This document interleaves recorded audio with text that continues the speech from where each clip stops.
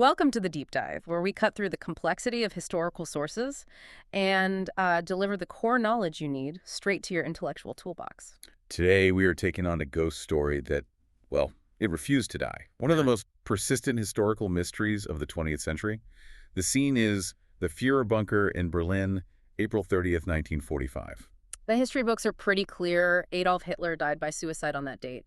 But almost instantly, this powerful counter-narrative took hold, the idea that he somehow managed to escape. Yeah. So our mission in this deep dive is to sort of separate the fact from the fantasy, but more importantly, to really pinpoint the two key shock factors, one geopolitical and one forensic, that kept this myth alive for, well, for generations. So we absolutely have to start with that first shock factor. I mean, the source of the doubt was incredibly high level. When the news of Hitler's death reached Moscow in 1945, Joseph Stalin was immediately suspicious. Right, the consummate paranoid strategist. He trusted no news unless it served his own purpose. Precisely. He was openly telling Allied leaders, Truman and Churchill, that Hitler might still be alive. For Stalin, believing the suicide was a lie just made more strategic sense than accepting a surrender. He seemed to think Hitler would choose survival over humiliation.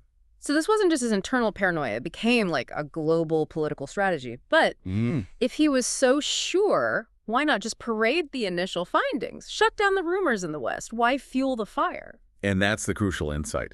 Soviet intelligence wasn't just failing to confirm the death. They were actively spreading doubt. Yeah. I mean, they were suggesting Hitler had fled to Spain or maybe South America. Calculated move. Totally. It was a calculated move to sow confusion among the Allies, keep them guessing, and just maintain control over the narrative of the war's end. That distrust right there is the engine that launched this entire conspiracy theory. Okay, so let's unpack that. Let's look at the actual rumors that took hold in Section 1.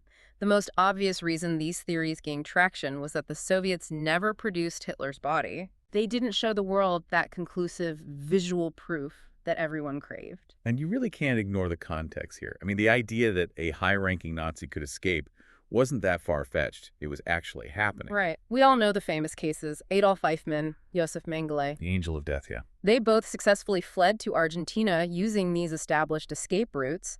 So if they could do it, it made the idea of the Führer's escape seem frighteningly plausible to people. Absolutely. The flight of other Nazis provided the infrastructure and the precedent. And these weren't just whispers. We have declassified FBI documents that have all these unverified reports claiming Hitler had fled to Argentina. And even if they were never validated, the fact that agencies were collecting them gives the whole story this dangerous weight. It does, and it shows you how seriously they were taking it. I mean, the CIA was still chasing these leads almost a decade later. Wow. Yeah. There's a declassified 1955 CIA memo. It details this really outlandish rumor about a former SS soldier named Citron who claimed he met Hitler monthly in Colombia. Monthly. Monthly. Now, we know today that story was pretty quickly debunked by intelligence, but just the longevity of the investigation shows how deep that seed of doubt, the one planted by Stalin, really ran. And beyond South America, you had these almost mythological transport methods, the vehicles of the escape. What about the U-530? Oh, that's a classic. So on July 10th, 1945, weeks after the war in Europe is over, this U-boat, the U-530, just surfaces and surrenders in Mar del Plata, Argentina. Okay, that's weirdly suspicious. It's a perfect storm of suspicion. The mystery of its delayed arrival, its destination, it immediately generated speculation that Hitler and Eva Braun were on board.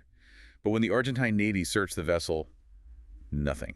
Hitler was definitely not among the crew. So another dead end. Another one. Just like the rumor about the plane carrying Leon Degrelle that crashed in Spain. All persons accounted for, and again, Hitler was not on the manifest. It's often the human element that makes these stories stick, though. What about that witness in Spain, the one in the monastery? Right, so we have this very specific, detailed testimony. A witness who claims that in the summer of '45, he saw German Nazis inside a monastery in Spain. He was sure one of them was Hitler. The details were vivid, right? Very. The escape was supposedly by a German plane that landed in a potato field with 5 Germans on board. The witness even said locals were asked if they thought it was Hitler, and many said, yeah. It's an extraordinary story, but at the end of the day, it's just that, an unverified story. So we have the Geopolitical confusion from Stalin, Yeah. and decades of rumors built on the fact that, yeah, other Nazis did escape. But now we have to pivot from that global frenzy to the claustrophobic reality of the Führer bunker, Exactly. Because the undeniable truth lies with the people who are actually there. the bunker staff. Their testimonies are so crucial because conspiracy theories just want to sweep them aside. But the accounts are detailed, they're consistent, and they paint this incredibly stark picture of Hitler's resolve. And what specifically confirms he wasn't going to be taken alive? His own words, mostly. SS General Wilhelm Mohnke, he was in charge of defending their whole government district. He stated unequivocally that Hitler made it clear he would not leave the bunker alive. He knew what the alternative was, a public spectacle. He did. He talked about what happened to Benito Mussolini. Captured, publicly executed. He refused to suffer that same humiliation. He went as far as explicitly refusing to leave with Field Marshal von Greim when he flew in at the end. They practically begged him. He said no. And the final trigger was the military situation, right? The Yeah. moment all hope was gone. Absolutely. Trude Young, his secretary, she relayed the news. Around 3 a.m. on April 30th, Field Marshal Keitel tells Hitler that General Wenck's army, the relief force, it was surrounded. No help was coming. That was it, the death sentence for the Third Reich. It was. And his response was just chillingly final. He said, "National Socialism will die with me." After that, the preparations for his own death began. Which brings us to that grim detail from Rokas Misch, his bodyguard. He said Hitler didn't even trust the method of death. Right. Misch confirmed Hitler did not trust the cyanide capsules from Himmler, so he demanded they test one of them on his German shepherd, Blondie. Wow. Only after the dog was dead did he trust the poison. And then after the emotional farewells with the staff, the end came pretty quickly. Yeah, Young said that shortly after 3, she and the others heard something like a quiet bang. The consensus is that he bit the cyanide capsule and simultaneously shot himself. And this leads us to the critical piece of the puzzle, the thing that really sustained the escape myth for so long, the immediate destruction of the body. His orders were explicit. He did not want his corpse displayed like Mussolini's. So immediately after, his bodyguard carried the bodies of Hitler and Eva Braun outside to the Chancellery Garden, poured gasoline on them, and set them on fire. A very effective cremation. It was. It prevented the immediate recovery of a recognizable corpse, which played directly into Stalin's hands and fueled that global escape myth for the next 70 years. Which finally brings us to Section 3 and the second big shock factor. The forensic evidence that created this massive modern confusion decades later. This is truly where the conspiracy theories got their most powerful recent ammunition. In 2009, a U.S. forensic team announces they've examined a piece of Hitler's skull, one held in the Soviet archives. Right. And their finding was just explosive. Yeah. It was not his. That must have created a media frenzy. I mean, that's apparent scientific proof that the Soviets lied, that the core evidence was a fraud. It was huge. For proponents of the escape theory, it was the definitive aha moment. Scientific proof the whole 1945 account was a fabrication. This event is really the second engine that sustained the myth into the 21st century. But the truth, as always, is a little less dramatic than the headline. What was the actual explanation? Well, the devil is in the context of the chaos. That skull fragment was later determined to be from a woman. And the misidentification, well, it was entirely plausible, if a bit sloppy.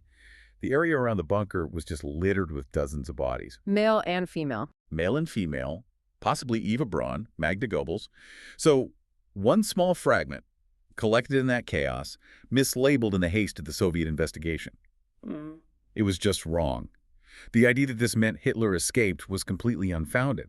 It just meant one piece of evidence was misidentified. So this... Exactly. The publication had these gruesome but definitive pictures, a jaw that was mostly metal. At the time of his death, Hitler had only 4 of his own teeth left. The detail was so incredible they even found food residues that corroborated claims he was a vegetarian. So in the most personal way, the details of his life were confirmed by the remnants of his death. What about the method? The gunshot versus the cyanide. The scientists found bluish deposits on his false teeth, which strongly suggests a chemical reaction with cyanide. It could have happened when he bit the capsule, or during the cremation, or even while buried. They couldn't prove he took the cyanide before the shot, but it confirmed the poison was there, just like the staff testified. And it's important to remember this wasn't really a revelation for everyone. Soviet intelligence knew this privately for decades. That's right. An interpreter's memoir revealed she was tasked back in 1945 with cross-checking a set of teeth with the dental records, and they matched immediately. The forensic community just had to wait until 2018 to analyze the fragments directly with modern tech. So what was the final verdict from the French scientists? Their conclusion left zero room for ambiguity, they told the press. There is no possible doubt our study proves that Hitler died in 1945. The teeth are authentic. So what does this all mean for you, listening to this? We started with a definitive date, April 30th, 1945, and now we end with overwhelming certainty. The established facts, the eyewitness accounts, and the hard forensic evidence, specifically those dental records. They all confirm the suicide. The facts were there, but the entire legacy of doubt was launched by Stalin's deliberate geopolitical suspicion. And it was sustained for the modern era by the temporary ambiguity of that one forensic mistake, that skull fragment.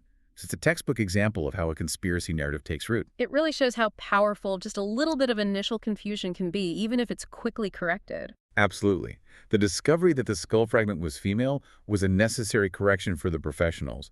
But it raises one final, fascinating thought for you to consider. How often is the misinterpretation of one small piece of evidence, even if it's quickly corrected by experts, all it takes for a powerful and often completely false narrative of historical revision to take hold in the public imagination? That's something to keep in mind as you encounter new information.